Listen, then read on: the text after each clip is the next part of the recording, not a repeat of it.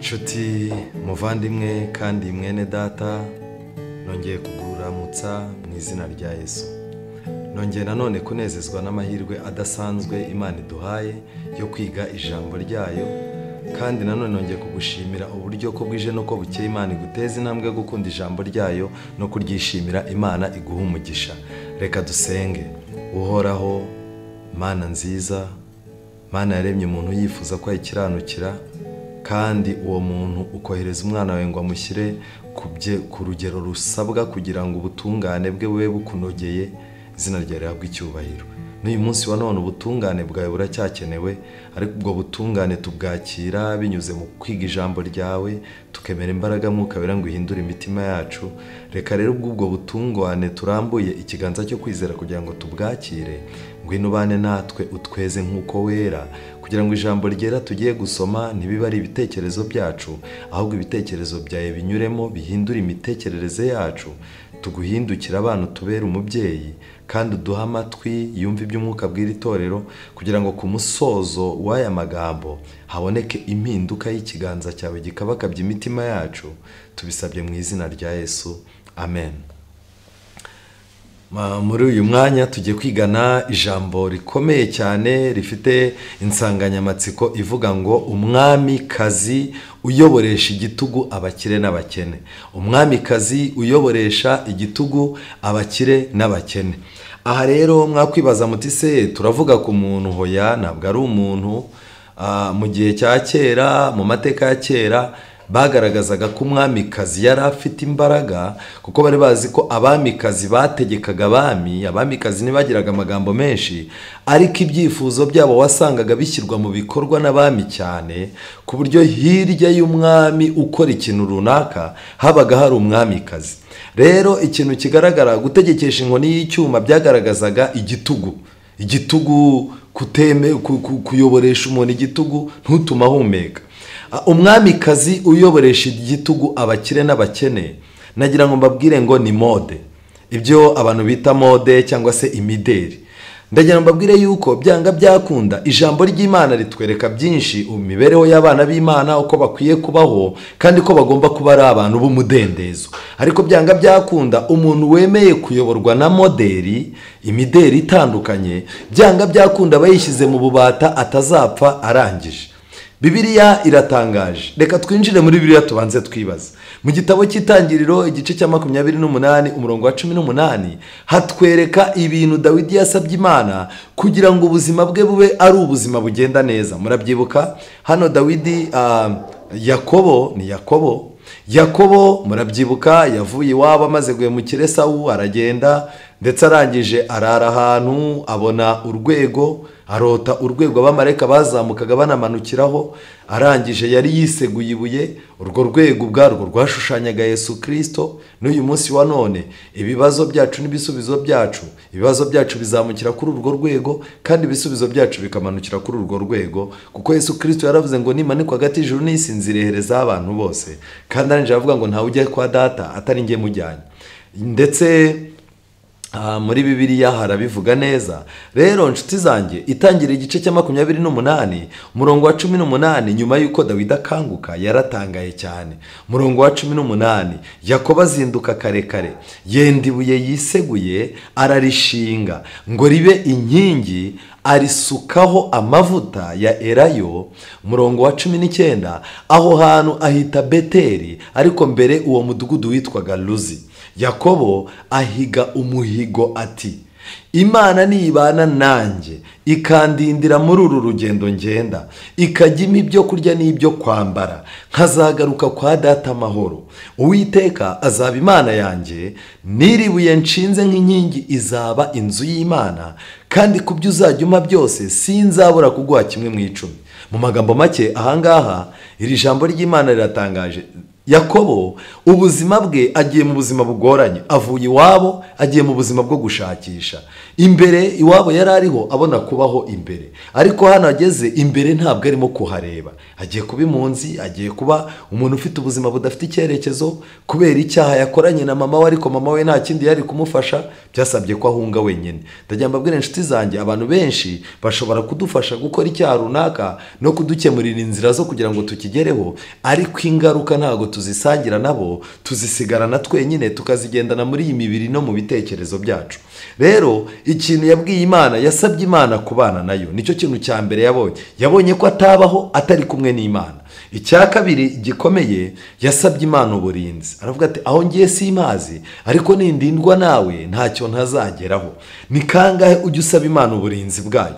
Nyuma yo kubana n'Imana ujya usaba Imana uburinzi ngo ikurindire kandi igendane nawe. Icya gatatu yasabye Imana ibyo kurya, kuko umubiri ufite agaciro cyane. Yasabye ibyo kurya, ntabwo yigeze asaba Imana ngo ndashaka kuzaza ndya neza gutya na gutya. Ni bya bindi tujya tuvuga, ugasanga umuntu agiye kurya, yaba afite nk'ibijumba cyangwa afite ibirayi cyangwa se afite imboga z'ibyatsi n'iki, ugasanga umuntu aravuze ngo ngiye kubeshya ngo ni ukurya. Ariko nshuti zanjye, kurya bifite akamaro cyane, ariko nanone dukwiye nabyo kubishimira Imana. Ese ujya umenya yuko Imana ari itugaburira? Ntabwo ushobora kubimenya kugira ngo ni amaboko yawe agutunze, ariko buriya kuri plato turya, ku biryo turya, byanga byakunda biba bifitanye isano n'urukundo Imana yadukunze yagaragarije i Karuvari. Rero ikintu kigaragara, amaze gusaba Imana ibyo kurya, yongeyeho ikindi kintu cy'ingenzi cyane. Yabwiye Imana ati kandi numpa n'ibyo kwambara yabihaye agaciro cyane. Ntiyabwiye Imana ubwoko bw'imyenda ashaka kuzambara. Ntiyabwiye Imana ati Imana nintambara imyenda imeze gutya. Muri iki gihe cyacu ukubitana n'umuntu nk'uko tujya mu bukwe, hari igihe ugenda ugasanga umuntu yambaye imyenda isanzwe, undi nawe yambaye ikositimu. Abantu bagatangira bakagana bati iriya koti yambaye rigura 300,000. Akanya akaba yinjiye undi ati ririya ryo none ni 500,000. Noneho rero umuntu wagiye yambariye nk'agapira cyangwa yambariye agashati kamake n'agapantaro, ubona akozwe n'isoni, agatinya gusuza uwo muntu, ukabona yabuze n'icyo avuga. Ariko ahangaha uyu mugabo Yakobo ntiyigeze abwira Imana ubwoko bw'imyenda azambara, ntiyigeze yereka Imana ibiryo azarya ngo yitwe ko yariye, ntiyigeze abwira Imana ibintu azabona kugira ngo yemere ko yamurinze, ntiyigeze abwira ibintu Imana izamukorera by'ibitangaza by'amazu n'ibiki byose ngo izabimuhe kugira ngo yemere ko abana n'Imana. Ariko uyu munsi wa none twe dufite ikibazo. Imyenda rero iri mu kintu cya nyuma yasabye. Uko yabitondetse ni nako tugomba kubitondeka. Icya mbere, niba ushaka kubaho uri umudendezo, ukwiye gusaba Imana kubana nayo. Kubana n'Imana ni wo munezero wa mbere ubaho, nicyo kintu cya mbere kinezeza. Icya kabiri, ukwiye gusaba Imana uburinzi, kuko Satani arakwanga, abadayimoni barakwanga, kandi harimo n'abantu Satani akoreramo nabo bakwanga. Icya gatatu, ukwiye gusaba Imana ibyo kurya, kuko uyu mubiri iyo udakurikije amategeko y'ubuzima ngo urye neza, urye ubeho, byanga byakunda umubiri wawe uhura n'akaga, kandi bikaba n'insiriri yo kuva muri ubu buzima. Ikindi rero, nyuma yo gusaba Imana kurya, ugomba gusaba kwambara. Ariko nagiye mbabwire ngo abantu barabicuritse. Ukurikije ibintu Dawidi yasabye, Yakobo yasabye, abantu barabicuritse cyane. Barabanza bakaza imbere y'Imana baje kuyisaba imyenda yamara kuboneka, bakwibuka yuko nubwo bambaye ariko bari busonze, bagasaba Imana ibiryo. Bamara kurya ibiryo byabatera indwara, bakabwira Imana bati noneho uturinde. Noneho muri bwa burinzi babashaka, bafite abanzi n'ibiki byose, bakabwira Imana bati ariko uzabane natwe kuki wadutaye. Rero nshuti zanjye, kutamenya gutondeka ibi bintu bine biduteje akaga. Niyo mpamvu uyu munsi wa none, nk'uko nabibabwiye, imideri itandukanye byatwaye abantu, ku buryo abantu batazi agaciro ko kurya, batazi agaciro k'uburinzi bw'Imana, batazi agaciro ko kubana n'Imana mu nzu yayo. Icyo bazi ni ikintu cyo kwambara, icyo bazi ni ibintu bigezweho. Yakobo rero tumukureho icyitegererezo gikomeye nshuti yanjye. Matayo igice cya 6:25, Yesu yavuze amagambo akomeye avuga ngo nicyo gitumye mbabwira nti ntimukiganyire ngo mutekereze ubugingo muti tuzarya iki cyangwa muti tuzanywa iki, ntimwiganyire ngo mutekereze iby'umubiri wanyu ngo tuzambara iki, mbese ubugingo ntiburuta ibyo kurya, umubiri nturuta imyambaro. Ibi nibyo byatumye, iri ni isomo Kristo yari yigishije Yakobo, ryatumye Yakobo amenya ko Imana ariyo banze ry'ibintu byose. Muri Bibiliya nimurebe muri Maraki igice cya gatatu. Aha muri Maraki habamo amagambo nkunda cyane antangaza. Maraki igice cya gatatu ni amagambo akomeye cyane. Aya magambo ndayakunda cyane, aho Imana ubwayo yihamirije amagambo akomeye. Umurongo wa 6, Maraki igice cya gatatu. Kuko njyewe Uwiteka ntabwo mpinduka, nicyo gituma abahungu ba Yakobo mutamarwaho. Imana yacu ntihinduka, uko yari iri mu gihe cya Yakobo ni kwiri. Bivuze ngo iki rero ibi bishatse kuvuga yuko kurya ni ikintu cy'ingenzi, kunywa ni ikintu cy'ingenzi, kwambara ni ikintu cy'ingenzi, ariko mu gihe dutondeka ibyo bintu tugomba kwibuka yuko ubugingo buruta ibyo kurya, umubiri uruta imyambaro. Iri hame rigomba kuba riri muri twe. Benshi na benshi uzasanga batwarwa na mode z'ibintu byaduka, ariko ugasanga umubiri wabo ntibawitayeho. Niyo mpamvu nagira mbabwire kandi mu rubanza abantu bazabazwa uko bafashe uyu mubiri, ntabwo abantu bazabazwa uko bawambitse. Mu magambo make, kuba warambaye neza umubiri wawe ukawudodeshereza imyenda igezweho, ugakoresha ibintu byose ngo abantu bakubone kurabagirana, ariko ukazaregwa icyaha cyo kwica ubuzima. Icyo cyaha imbere y'Imana uzakibazwa. Rero Yesu yarakomeje ku murongo wa 26, Matayo igice cya 6, aravuga ngo nimurebe ibiguruka mu kirere, ntibibiba, ntibisarura, ntibihunika mu bigega, kandi so mu ijuru arabigaburira nabyo. Mwese ntimubiruta cyane? Ninde muri mwe wiganyira wabasha kwiyunguraho umukono umwe? Mu magambo make, amaganya ntashobora gutuma umuntu aba muremure ari mugufi, ntashobora no gutuma umuntu mugufi aba muremure. Amaganya ntashobora gutuma umuntu unanutse abyibuha, uretse ko atatuma nanone n'umuntu ubyibushye ananuka. Amaganya nta kintu amaze. None si kibaganyisha imyambaro ni iki? Mu magambo make, twakagombye kugira amaganya yuko twatandukanye n'Imana. Niyo mpamvu muri Bibiliya harimo igitabo cy'amaganya ya Yeremiya. Amaganya yuko twatandukanye n'Imana, amaganya yuko ubwiza bw'Imana bwatuvuyeho, amaganya yuko ijambo ry'Imana ritagikorera muri twe, yakagombye kuba amaganya. Amaganya yuko inzu y'Imana isuzugurwa, abantu b'Imana bataye agaciro. Ayo maganya niyo twakagombye kugira. Ariko amaganya y'imyenda, ukagana n'umuntu akakubwira ati ngewe rwose wapi, ugasanga umuntu amaganya yose arayerekeza ku myenda, arayerekeza ku biryo. Iki nacyo ni ikindi kigeragezo. Ikibaganyisha imyambaro ni iki? Mutekereze uburabyo bwo mu gasozi uko bumera, ntibugira umurimo, ntibuboha imyenda. Kandi ndababwira yuko na Salomo mu bwiza bwe bwose atarimbaga nk'akarabyo kamwe ko muri ubu. Mwibuke ko Salomo niwe mwami wambaye neza. Nta n'umuntu ku isi uzambara neza ngo amere nka Salomo. Ariko kwambara neza ahubwo byamugushije mu byaha, bimugusha mu gushaka abagore 1,000, bimugusha mu kwishimirwa n'abapagani, birangira ashaje ari wa muntu usenga ibigirwamana, yarahumye, abagore bamujyana mu nzu y'ibigirwamana, kandi yari yarubatse urusengero. Amateka ya Salomo rero ashobora kuzasohorera ku bantu benshi amateka ye ya mbere yuko yihana, ariko Imana kuko ari umutunzi w'imbabazi, Salomo agiye gusoza ubuzima bwe, Imana yamuhaye iyerekwa, Imana iramwegera iramufasha, imuha kwihana, imubabarira ibyaha bye. Arangije Imana imuha impano yo kwandika igitabo cy'indirimbo za Salomo n'igitabo cy'imigani. Nshuti zanjye rero, ibi bintu birakomeye cyane. Ariko murongo wa 30, Imana ubwo yambika ubwatsi bwo mu gasozi ryo buriho none ejo bukajugunywa mu muriro, ntizarushaho kubambika mwaba afite kwizera guke mwe? Mu magambo make, icyaha gikomeye abantu bakwiye kubabazwa nacyo ni icyaha cyo kwizera guke. Kutizera ko Imana yakugaburira, kutizera ko Imana yakwambika, kutizera ko Imana yaguha icyo kunywa, nibyo birimo gutuma imitsi yacu ibyimba, abantu bagaturika imitsi yo mu mutwe. Kutizera ko Imana izatunga urugo rwawe, kutizera ko Imana mu kazi urimo gukora izaguheramo umugisha nawe ukagira ubuzima bwiza.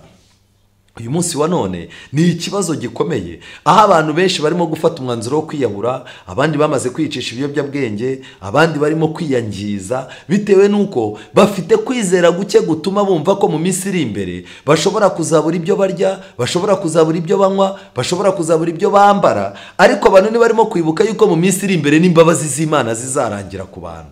nshuti zanjye, ikintu cyakagombye kubabaza ubwo umuntu ni iki gikomeye, yakagombye kubabazwa n'iby'Imana. Twige gutondeka ibintu nk'uko naberetse Yakobo yabitondetse, uko ijambo ry'Imana ribitwereka, nibwo tuzagira amahoro kandi tukabaho neza.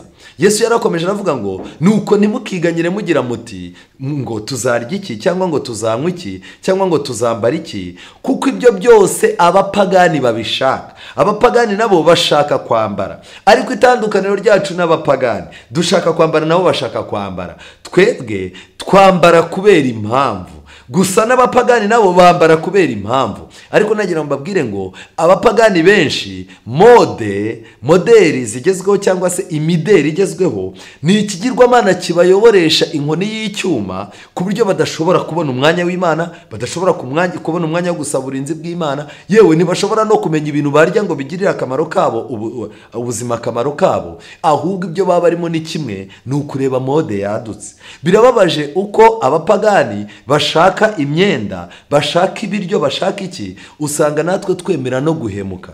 Umuntu umwe yigeze kumemukira, ndamwegera ndamazana, niko ibi bintu wabitewe n'iki ko nsanzwe nzi kuri umuntu w'inyangamugayo? Arangije arambwira ati nanjye sinjye ninda kandi nawe urayifite. Nshuti zanjye, nagira ngo mbabaze, ubwo igisubizo yansubije kiriya. Biratangaje, niba inda ari itera ibintu byose, ubwo bivuze yuko kuba umuntu agenda ajya imbere ni uko inda iri imbere, inda iramuka igiye mu mugongo ubwo umuntu yari kuzaza agenda asubira inyuma. Icyo nacyo rero cyaba kigaragaje indi shusho y'umuntu inyuranye n'ishusho Imana yamuremanye. Imana yaduhaye inda ngo dushyiremo ibyo kurya, ariko iduha ubwenge ngo buyikontorore. Ariko muri ino minsi Bibiliya bivuga neza ko abantu benshi mu minsi imeruka Imana yabo izabarinda. Abapagani rero barashaka ibiryo, abapagani barashaka imyambaro, abapagani nabo barashaka ibyo kunywa. Ariko Yesu yaravuze ngo so wo mu ijuru azi ko mubikwiriye byose, ahubwo mubanze mushaka ubwami bw'Imana no gukiranuka kwayo, nibwo ibyo byose muzabyongererwa. Mu magambo make, imyambaro, ibiryo n'ibindi ni inyongezo. Abantu bakwiye gushaka Imana bigishoboka ko ibonwa, bakayambaza ikiri bugufi. Ariko uyu munsi wa none turarangaye. Ntimukiganyire mutekereza iby'ejo, kuko abejo n'ubundi baziganyira iby'ejo. Umunsi wose ukwiranye n'ibibi byawo. Buri munsi wose uba ufite package y'ibintu byiza, ariko ufite na package y'ibintu bibi. Ariko umuntu wabanye n'Imana agasenga, akiga ijambo ry'Imana mbere y'uko ava mu rugo, byanga byakunda buri munsi tugira ikintu kiri butubabaze, tugira ikintu kiri butwibutse ko turi mu isi. Abejo rero bazakomeza biganyira iby'ejo. Niyo mpamvu kugendana n'iby'uwo munsi ari ryo banga rikomeye. Yesu yavuze ngo yaravuze ngo uduhe none ibyo kurya byacu by'uyu munsi. Mujye mwikoreza Imana umutwaro w'uwo munsi murimo, ntimugashake kuyikoreza imitwaro y'ejo n'ejo bundi. Cyane cyane ntimugashake no kwirebera, ahubwo mumenye ko Imana yo mu ijuru ibafiteho umugambi mwiza. Murabyibuka neza umugabo witwa Akani wajyanye n'Abisirayeli kurwana, bakajyana kuri Yeriko bagatsinda. Ariko Akani mu gihe bari barimo guserebura ibintu byo kuri Yeriko, nibwo Akani yakoze icyaha. Ariko icyo cyaha cyatumye Abisirayeli basuzugurwa ndetse hagira ibibazo. Iki kibazo Akani yateje cyateje igihombo gikomeye, hapfa abantu barenga 30 b'abasirikare beza bakomeye. Imitima y'abantu ishya ubwoba, ihinduka nk'amazi imbere y'ababisha, baha abanzi babo ibitugu. Izina ry'Uwiteka rirasekwa mu bapagani kubera iki cyaha. Ariko iki cyaha Akani yakoze ni ikihe? Yosuwa 7:20 Bibiliya ivuga ngo iki? Akani mu gihe bamubazaga impamvu zamuteye gukora iki cyaha, Akani asubiza Yosuwa ati, ni ukuri nacumuye ku Uwiteka Imana y'Abisirayeli, uko nabigenje nuko. 21 Nabonye mu minyago umwambaro mwiza w'ishinari na shekeri z'ifeza 200 n'umuhimba w'izahabu w'igipimo cya shekeri 30. Ndabyifuza, mpera ko ndabyenda, mbihisha mu gitaka, biri mu ihema ryanjye hagati, n'ifeza iri munsi yabyo. Mu magambo make, kimwe mu bintu byatwaye uyu muntu witwa Akani, yarabyitegereje asanga ibyo bintu nubwo abibonye nawe arabikeneye, none warangije arabyiba. Ariko ikintu cyamukuruye amaso cya mbere ni umwenda w'ishinari. Uyu mwambaro mwiza w'ishinari muzasoma muri Daniel igice cya 5:16, igihe Daniel yari amaze kubwira Berushaza yuko arigiye kumusobanurira ubuhanuzi bwanditse ku rusika. Murabyibuka neza, ijambo ry'Imana kiratangaje uriya munsi Daniel bamusezeranye ko bari muha umwambaro w'umuhengeri n'umukufi. Wakwibaza uti Shinari ni Babuloni. Murebe muri Daniel igice cya mbere umurongo wa mbere kugeza kwa 3.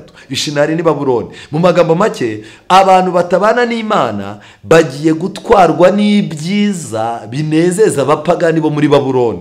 Niyo mpamvu uzajya kubona ubone ubu abantu barashaka kuririmbira Imana, abantu barashaka kubwiriza, abantu barashaka kuyobora mu nzu y'Imana, ariko systeme bakoresha ari systeme z'abapagani.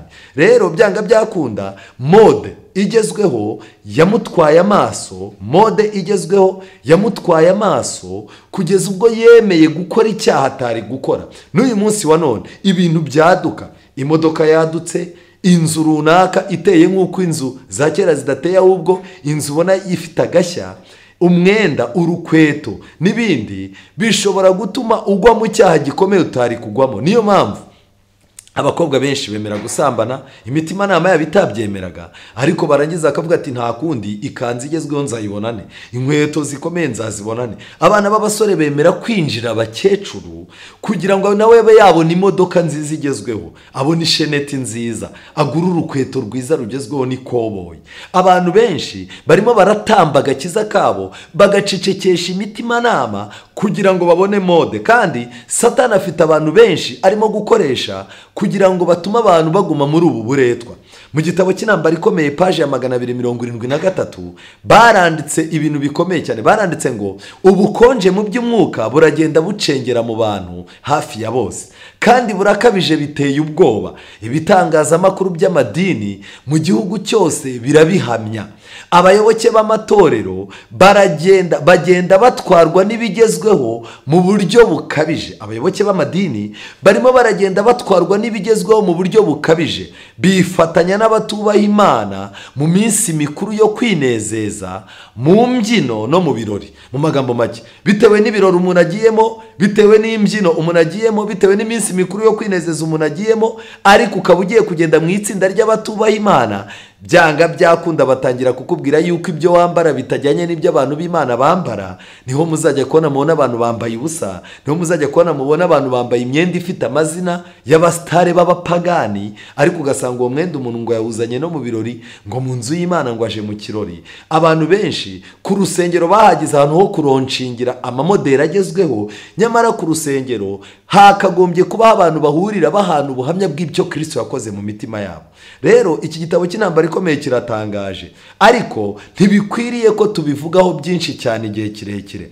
Birahagije gusa yuko ibihamya byiyongera kandi bigatamurura ijuru hejuru yacu, byerekana ko muri rusange amatorero agenda ahenebera mu buryo bubabaje. Yagiye kure cyane y'Umukiza, maze nawe ayavamo aragenda. Abantu mu madini nta mwanya bafite wo kwita kuri Kristo n'ijambo rye, kwita kuri Kristo na gahunda ze, kwita kuri Kristo n'inama bagira mu ijambo rye, mu itorero rye, ahubwo bibereye mu minsi mikuru, mu birori, mu mbyino, bibereye mu bintu by'imisingo, bibereye mu bintu by'imyenda, bibereye mu bintu by'imodoka, kugeza ubwo abantu baza ku rusengero ugasanga barazenguruka mu mamodoka. Iyi ni iya kanaka, iyi siye, ariko iriya yose iraziruta.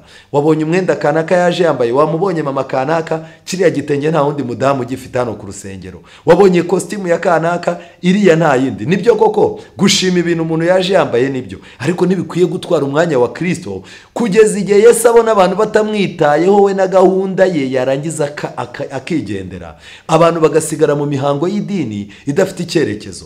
Mu rwandiko rwa mbere rwa Timoteyo igice cya 6 umurongo wa 6, urwandiko rwa mbere rwa Timoteyo igice cya 6 umurongo wa 6, Paulo yandikira Timoteyo yaramwandikiye ngo icyakora koko kubaha Imana iyo gufatanyije no kugira umutima unyuzwe kuvamo inyungu nyinshi. Mu magambo make, ibintu by'Imana bizaryohera abantu bafite kubaha Imana, barangiza bakaba bafite kunyurwa, kubera ko ku isi nta muntu uzanyurwa n'umwe. Ariko nagira mbabwire inshuti zanjye, umuntu azana umwenda, yajya kubona akabona umwenda waje wambaye bagukomeye amashyi, buracya ugasanga wataye agaciro. Uragura imodoka, bugacya igata agaciro barayizengurukaga ku rusengero, ubutaha ugasanga abana nibo bayizenguruka nabo barimo gufata amabuye bayikubaho, kuko usigaye uyiparika ntihagere n'umuntu mukuru yegera ngo ayirinde. Kubera iki? Abantu baricara, umuntu akadodesha imyenda ayikuye hanze, nyuma y'iminsi ngaha agasanga indi yavuye mu Bushinwa, ya myenda yabaye kajaganya, wayiguze 400, abandi barimo barayigura 20,000. Rero najya mbabwire ngo nta muntu ushobora kunezeza isi ngo agendane nayo. Niyo mpamvu Paulo yavuze ngo kubaha Imana iyo gufatanyije no kugira umutima unyuzwe. Mu magambo make, abantu bashobora kubaha Imana ariko iyo bafite umutima utanyurwa bagwa mu bigeragezo byinshi. Umurongo wa 7 haranditse ngo kuko ari ntacyo twazanye mu isi kandi ntacyo tuzabasha kuyivanamo, ariko ubwo dufite ibyo kurya n'imyambaro biduhagije tunyurwe nabyo. Mu magambo make, ntabwo hano Paulo yavuze ngo nuba ufite imyenda iyi n'iyi iri ku rwego runuru abantu bakakubona gutya na gutya unyurwe nabyo. Oya, ahubwo niba ufite imyenda, ibyo kurya n'imyambaro biduhagije tunyurwe nabyo. Biduhagije gute? Biduhagije kubwo kunyurwa no kubaha Imana. Umwambaro ushobora kujya gusengana warangiza ukagira n'indi ukorana. Umwambaro ushobora kuba wakwambara, ibiryo ushobora kurya ukumva ubuzima bwawe ukabuzi ngo ndi iki n'iki kiramarira iki n'iki akamaro. Kenshi na kenshi inshuti zanjye nagira mbabwire ngo usanga ihame rya Bibiliya iyo turigiye kure duhura n'akaga. Mu gitabo kimwe cyitwa amahame 28 iby'Abadiventisi umunsi wa 7 bizera, aya magambo arakomeye cyane. Ni kuri page ya 289, page ya 288, page ya 289.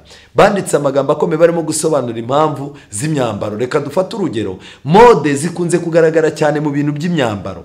Ugasanga abantu batwawe n'ibintu by'imyambaro, batwawe na marinette, batwawe n'ibikomo, imikufi, amaherena, batwawe n'inkweto, imyenda, amakoti, ibintu byo kurenzaho, kugeza ubwo umuntu yicara akavuga ati ngewe nimba ntambaye inkweto isa n'imodoka yanjye n'isakoshi yanjye n'amarinette n'amavuta nisize ku munwa, ibyo bintu rwose nibiba bidasindi busohoke mu nzu. Ku buryo uzasanga hari abatizanya imyenda, hari abagira gute, hari abanayitira, ari abanyantege nyaru kugira ngo bemeze abantu. Nshuti zanjye nagira mbabwire ngo murashaka kwemeza abantu, ariko byanga byakunda igihe kizagera ugaragara ukuri.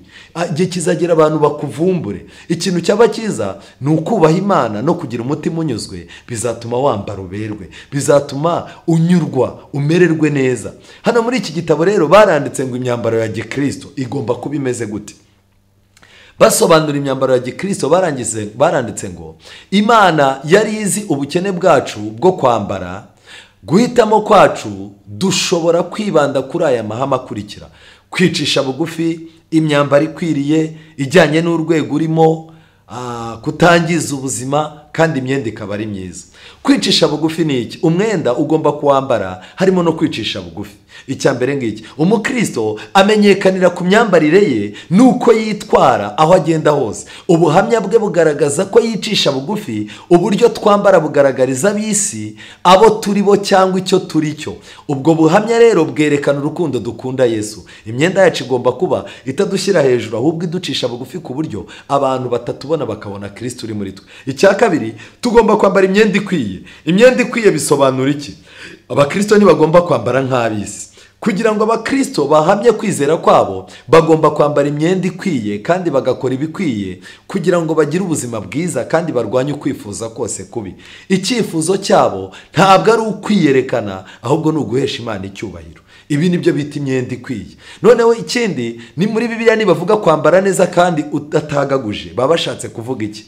Kwambara neza kandi udatagaguje bisobanura iki? Kugira ngo bacunge neza umutungo Yesu yababikije abantu b'Imana. Amafaranga dufite ntabwo ari ayacu, ibintu dutunze ni intizanyo Imana yaduhaye.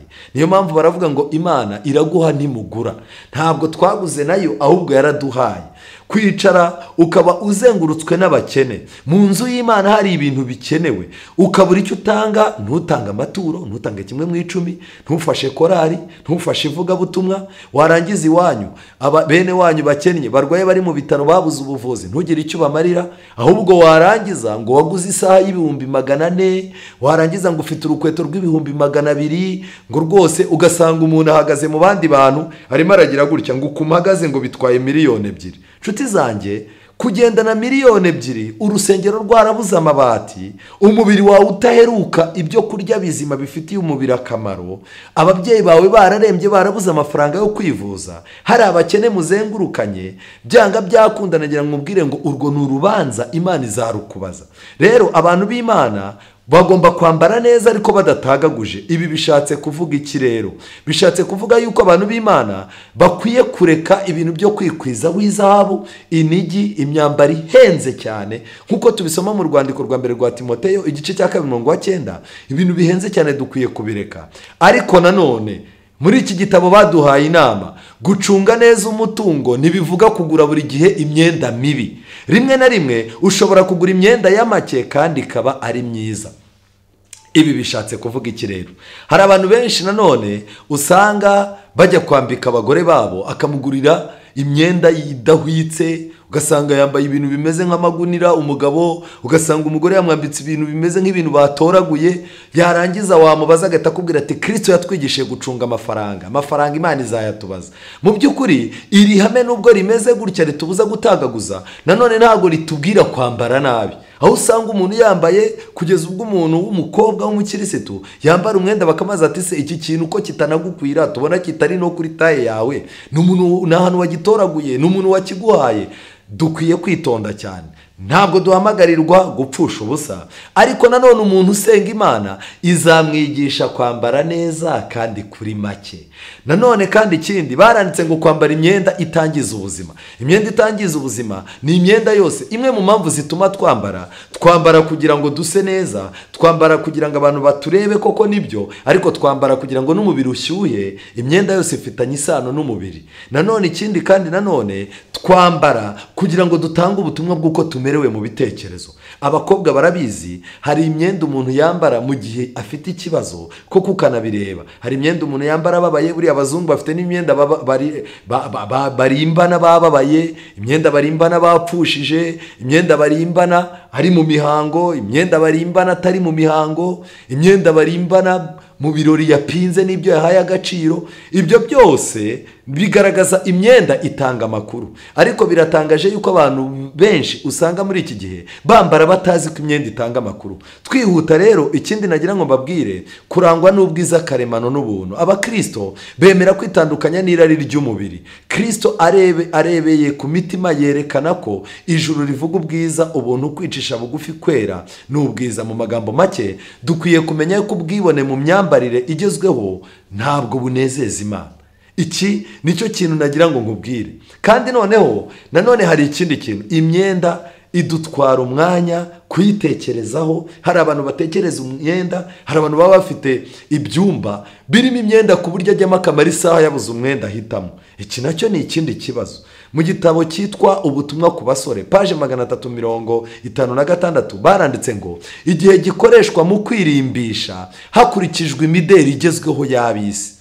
Bagombye kugikoresha binira mu mitima yabo kandi biga ibyanditswe byera. Amasaha menshi apfusha ubusa birenze mu gutegura imirimbo itari ngombwa yagombye kugira agaciro karuta k'izahabu iyo aba yakoreshwaga mu gushaka kwiga amahame atunganye no kugera ku bikomeye. Iyo mbonye abakobwa b'inkumi bavuga ko ari abayoboke ba Kristo ariko mu bifatika batazi imico ye n'ubushake bwe, numva umutima umvuye mu gitereko. G. White yarababaye cyane. Yaravuze ati mu bintu by'imideri byo birambabaza, ariko abakobwa bo batuma umutima wanjye uva mu gitereko. Iyo mbonye abakobwa b'inkumi bavuga ko ari abayoboke ba Kristo ariko mu bifatika mu buzima busanzwe batazi imico ya Kristo, batazi n'ubushake bwe, numva umutima umvuye mu gitereko. Kubera iki? Umwanya w'amateraniro bawugize umwanya wo gushaka ibyaduka no kumenya aho ibihe bigeze iby'isi kugira ngo nabo bacane ku maso. Abantu ibintu byinshi byabatwaye umutima. Muri iki gitabo kandi kuri iyo paje baranditse ngo isi niza n'umuderi w'imyambaro iri mu rugero. Isi nihaza mode runaka, ukabona iyo mode iri mu rugero, ukabona iyo mode, iyo myambaro ikwiriye kandi iyo myambaro ituma abantu bagira amagara mazima, ndetse iyo mode yadutse ikaba ihuje n'inyigisho za Bibiliya, ntabwo kwambara uwo muderi w'umwambaro bizahindura imibanire yacu n'Imana cyangwa uko twitwara ku bisi. Abakristo bakwiye gukurikira Kristo kandi imyambaro yabo bakayisananisha n'ijambo ry'Imana. Bakwiriye kwirinda kuba abahezanguni. Abahezanguni ni abantu bameze gute? Wakwibaza uti abahezanguni ni abantu bameze gute? Ni umuntu ubwira mu itorero bakamubwira bati ujye ugerageza wambara imyenda miremire. Agahita avuga ati rwose nta kibazo, akambara umwenda muremure nk'uko mwabimusabye, ariko yarangiza wa mwenda ugasanga uragaragaza uko ateye. Mukamubwira muti noneho rero uriya mwenda wambaye ni kirekire cyane kiragenda gikuba ku butaka, gerageza noneho use nufata umwambaro mugufi ariko nawe ntukabye, ugerageza ariko nanone kugenda iyi pantaro igenda ijipo yawe kuba hasi, nabyo turabona ari ikindi kibazo. Noneho agahita yizamura akayishyira hejuru y'amavi, ibibero byose. Abahezanguni nanone nagira ngo mbabwire ni abantu bicara bakagerageza kwerekana ko bambara gikristo, ariko nanone imico yabo yo ihisha uburaya bwo mu rwego rwo hejuru, ihishe ibintu binyuranye n'iby'imyenda bambaye itangaza. Rero dukwiye kwirinda kuba abahezanguni no guciraho abandi iteka. Nshuti zanjye nagira ngo mbabwire ngo abantu bambara n'utuntu twose bambaye tuba dufite icyo tuvuga muri aba bantu b'isi. Urabona gufata agasakoshi, ishenete aba yambaye, inyuguti biriho, isaha, biba bijyana na tatuwaje yashyizeho ku kaboko n'iki, ariko byanga byakunda biranababaje. Umuntu ashyiraho tatuwaje hashira amezi 2 bagasanga tatuwaje nayo ntikigendanye n'umubiri. Amafoto yari yarashyize kuri interinete hari ujya kuyasibisha, hari ibintu byinshi cyane. Ibyisi birahindagurika, inkweto ziba zifite amazina zitwa, urazigura wamara kuzigura zaguhenze wakoze n'ibyaha, wajya kumva zahindutse ngo iz'abakozi bo mu rugo ntizicyambarwa n'abasirimu, ubwo zikaba zitaye agaciro uzambaye kabiri. Ubwo biragusaba kugira gute? Biragusaba kuzijugunya. Abandi bakicara ugasanga umuntu hajeho kwambara amasogisi n'inkweto zidafunze, amasogisi n'inkweto zidafunze zimeze nka kambambiri, abantu ukabona babyirutsemo kandi umuzungu yabikoze ari ikibazo cy'izuba yari afite, cyangwa yambaye amasogisi wenda yarwaye ibimeme bamwambika amasogisi afite amano kugira ngo bya bimeme umuyaga ujyemo ariko nanone ivumbi ntirijyemo. Wajya kubona ukabona abantu bose babigize ibintu by'ibisirimu, umuntu akambara ipantaro itagira umukandara ugasanga abandi babikopeye. Ejo wajya kubona ukabona noneho umuntu yambaye umukandara w'urutambi, ubwo wongeye wagize agaciro. Abantu ukambara umwenda w'umupira uriho ikoti, ejo wajya gusaba ugasanga yambaye imipira 2 y'imbeho yageretseho igikoti, undi ugasanga imyenda yambaye yayiciye, undi ugasanga akaguru kamwe karareshya n'akandi yagashwanyuje. Icyo nagira ngo mbabwire gikomeye, ntushobora kuzagendana na mode zigezweho ngo ugire icyo ugeraho. Rero hari intambara ikomeye, ndajya mbabwire ngo imyenda ifite icyo ihindura twambara kugira ngo turindwe umubiri wacu kandi tuwubungabunge. Tukambara kugira ngo tugire imitekerereze cyangwa twerekane uko dutekereza, ariko nanone hari n'igihe twambara bitewe n'impamvu cyane y'umuhamagaro runaka. Urugero abasirikare imyenda bambara ni imyambaro y'umuhamagaro. Abakristo nabo ni abana b'Imana, ni abasirikare b'Imana, bafite imyambaro igomba kubihuje n'umuhamagaro wabo. Rero nshuti zanjye ibi bintu birakomeye cyane.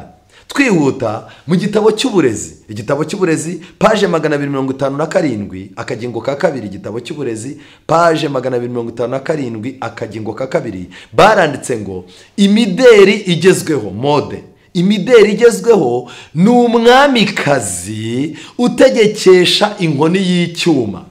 Imideri igezweho ni umwamikazi utegekesha inkoni y'icyuma. Aya magambo yanditswe mu 1900, ariko najya mbabwire ngo muri no minsi ntabwo imideri ari umwamikazi gusa, ahubwo nta nubwo itegekesha inkoni y'icyuma, ahubwo wagira ngo imideri noneho yabaye n'iminyururu ikurura abantu mu gatuza.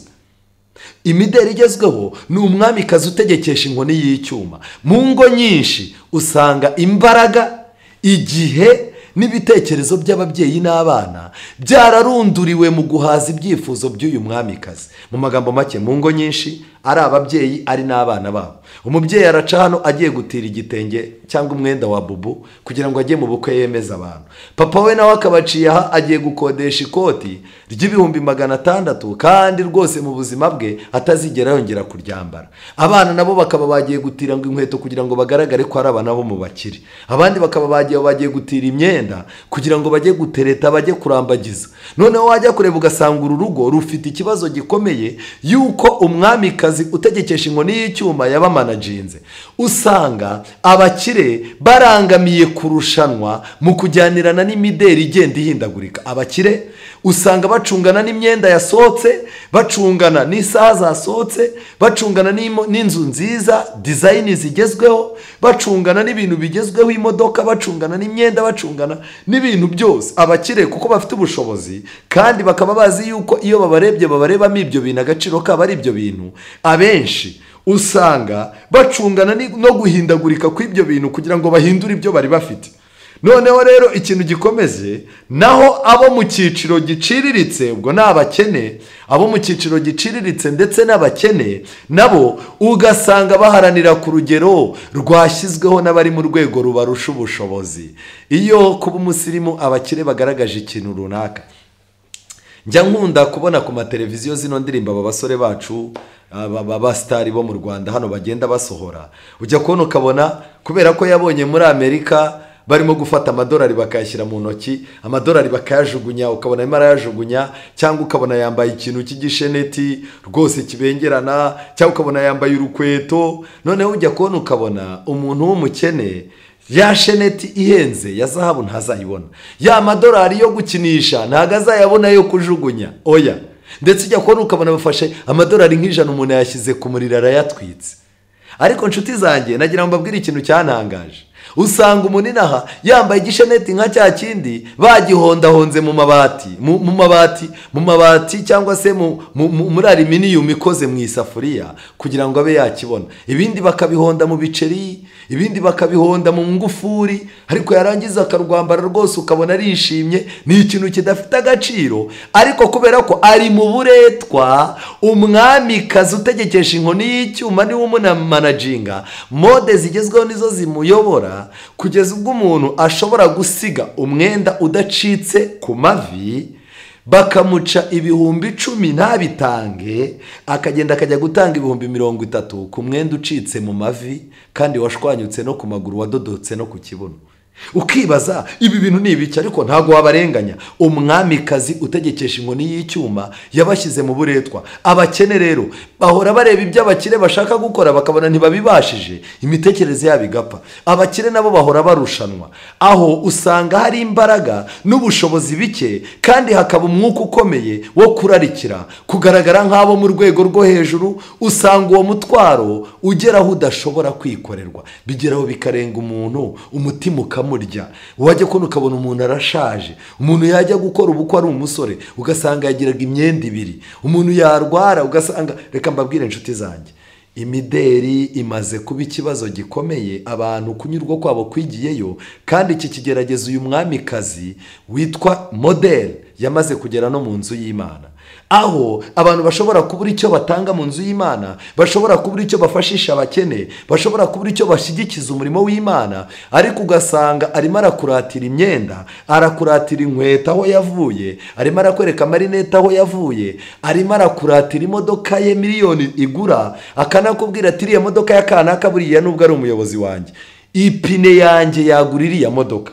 Ugasanga ibyo bintu byatwaye abantu ku buryo umwuka wo kubana n'Imana wamaze kubura.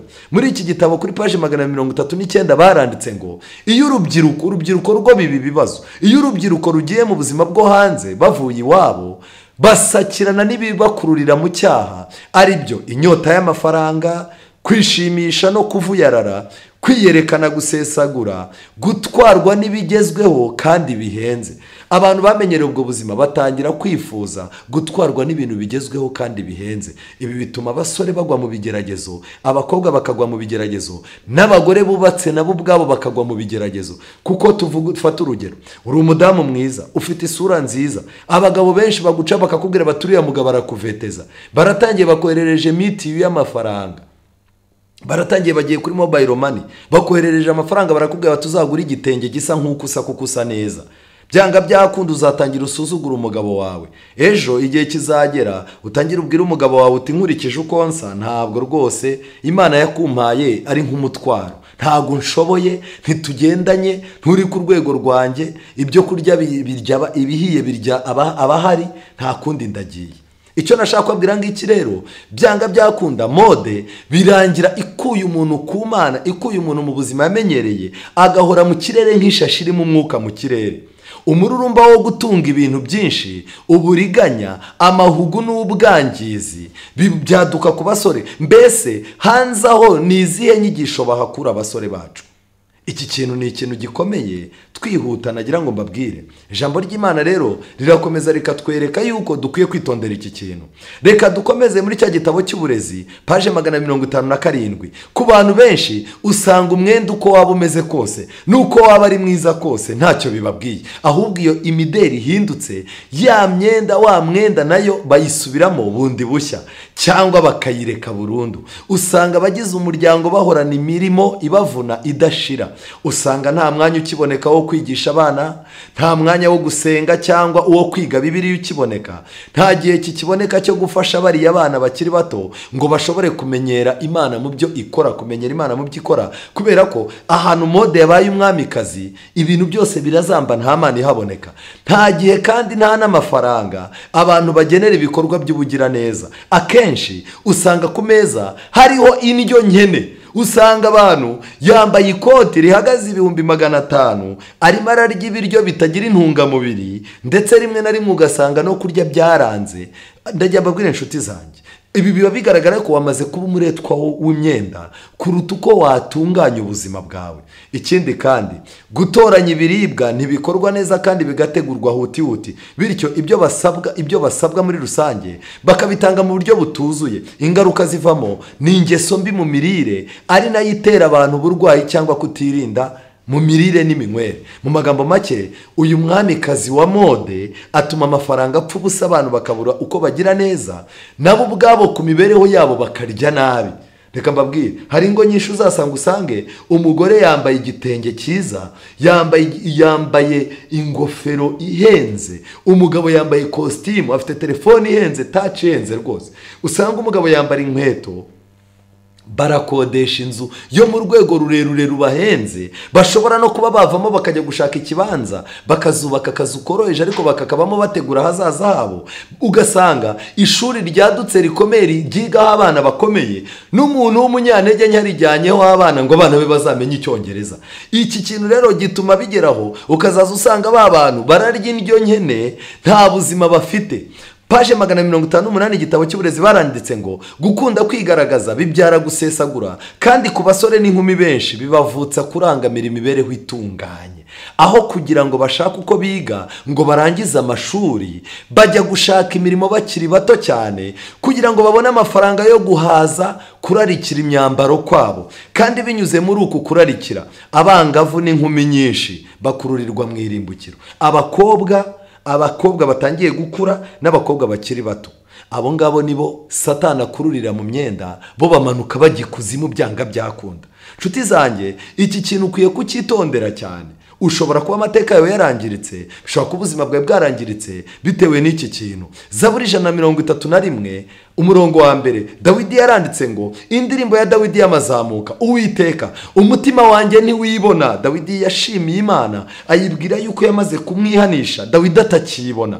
Kandi amaso yanjye ntagamika. Kugamika amaso ni ukurebana agasuzuguro. Kuri kino gihe hari ukuntu umwana w'umukobwa akureba, hari ukuntu umugore akureba, hari ukuntu umwana w'umuhungu akureba akakwitegereza, amaso ukabona mu maso arahacuritse, wowe ukabibona rwose ko yagusuzuguye, ibyo bajya bavuga ngo byo guca umuntu amazi. Ariko Dawidi kuko yarazi ko umuntu umusuzugura ukamukenera imbere, Dawidi yaravuze ngo kandi amaso yanjye ntagamika, kandi siniha ibiruta urugero rwanjye. Mu magambo make, iri somo siniha ibiruta urugero rwanjye, sinipasa muremure, nzi uwo ndiwe, nzi aho mvuka, ntabwo ngomba kuvuna ababyeyi banjye, si ngomba kuvuna umugabo wanjye, si ngomba kuvuna abandi bantu tubana, ntabwo ngomba kwirushya cyane, siniha ibiruta urugero rwanjye. Mu magambo make, sinipasa muremure, urugero rwanjye ndaruzi. Dawidi yarakomeje aravuga ngo siniha ibiruta urugero rwanjye cyangwa ibitangaza byananira. Mu magambo make, mujye mwirinda kwiha ibitangaza mutashobora, kandi mujye mwirinda kujya ku bintu bibarengeje ubushobozi. Kubaha Imana ni ukumenya uwo uriwe n'urwego rwawe, kandi ukanamenya nuko n'Imana izakuzamura. Rero ikindi kintu cyambabaje ni kimwe, abantu bafite amafaranga, abantu bafite ubushobozi, abantu bafite ubutunzi, usanga niyo babufite, niyo bambaye ibi bintu byitwa ko bihenze, usanga yagerageje kwicisha bugufi ngo atakwereka yuko hari ikindi kintu kidasanzwe yabaye cyo. Ariko biratangaje uburyo umuntu wo mu rwego rwo hasi ruciriritse, wa mukene twavugaga, iyo yambaye umwenda runaka usanga azenguruka ku ruhimbi cyane, usanga ashaka ko abantu bamubona, ahamagara abantu atari ko kutambwiye ko naberewe, wabonye ko nambaye umwenda w'ibihumbi 70, wabonye ko nambaye ishati igura ibihumbi 100, ese kutambwiye felicitation, ntabwo wabonye ko nambaye inkweto igura ibihumbi 150, uzi ko iyi nkweto nta wundi muntu yambaye hano muri uru rusengero. Ariko nshuti zanjye nagiye mbabwire ngo uzasanga umukire waje kuhasengera anabyambaye ibyo bintu, yiyoroheje, yabaye umuntu woroheje. Ibi rero nabyo kikabiri ikindi kibazo. Mu Baroma igice cya 12:16 Bibiliya iravuga ngo muhuze imitima, ntimukararikire ibikomeye, ahubwo mwemere kubana n'ibyoroheje, ntimukiyite abanyabwenge.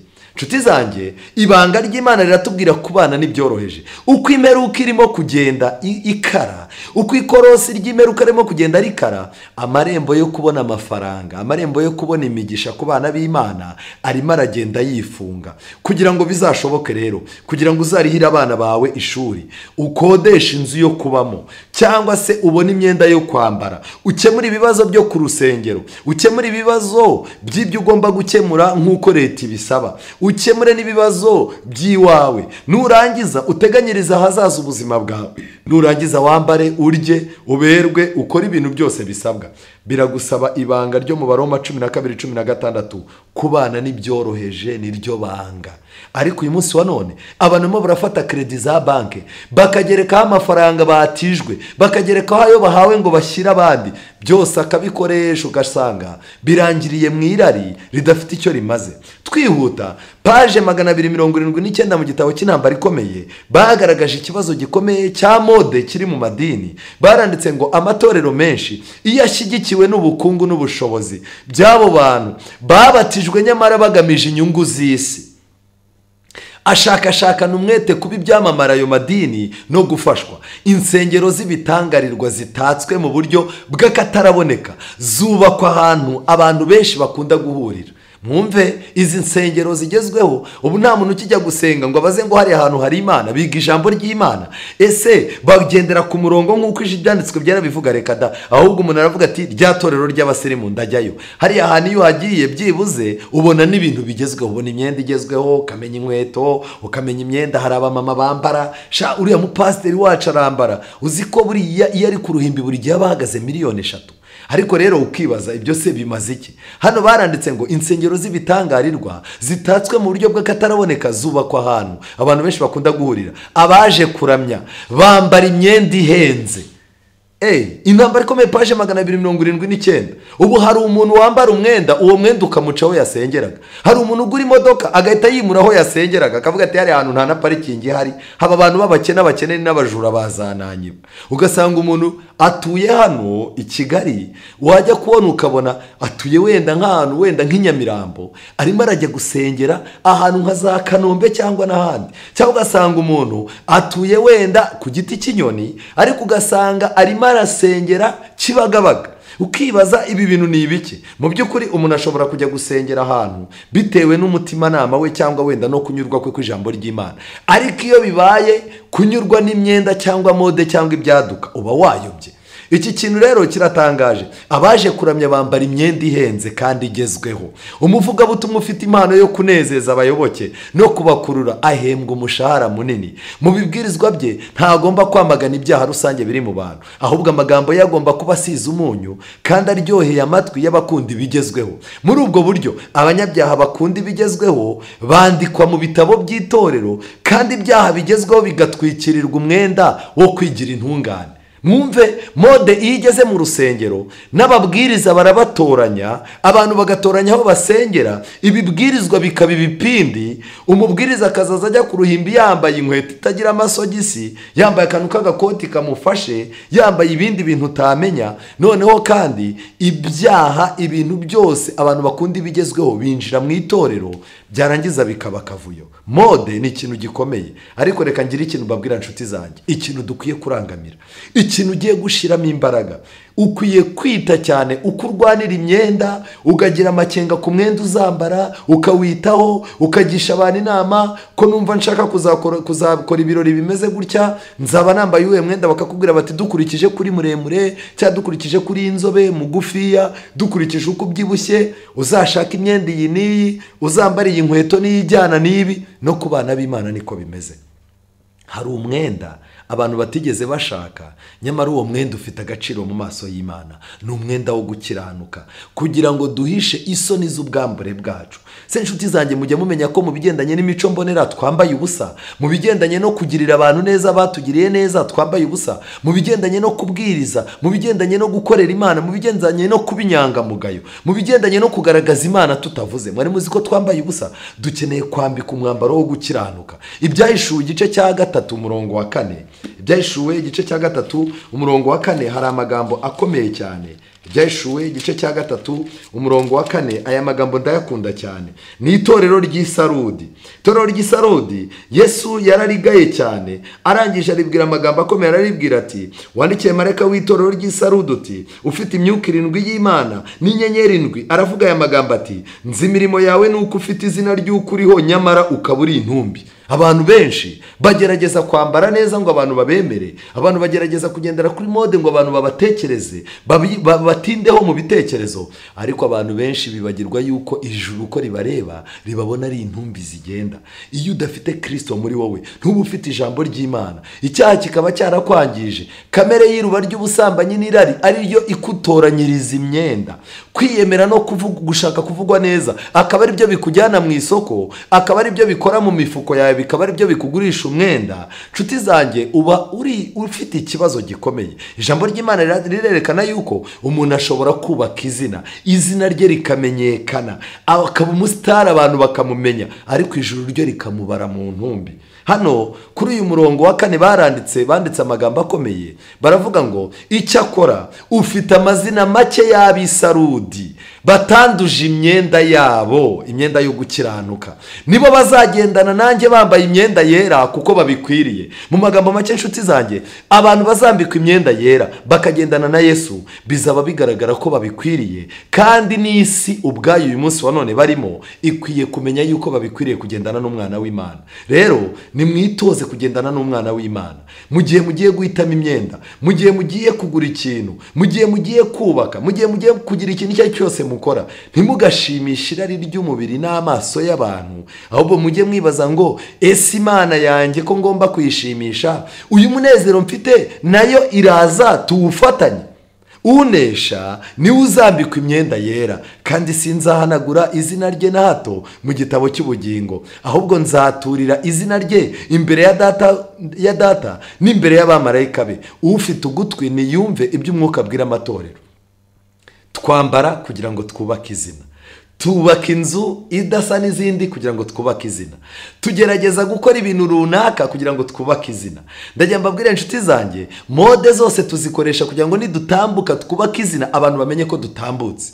Ariko nagira ngo nkubwire, Yesu Kristo abantu batamuvaho, bakunda Imana, bakayigisha inama, bakagendana nayo. Abo Imana yabahaye amahirwe yo kwihana, kandi aya mahirwe yo kwihana yabahaye amahirwe yo kwambikwa imyambaro yera.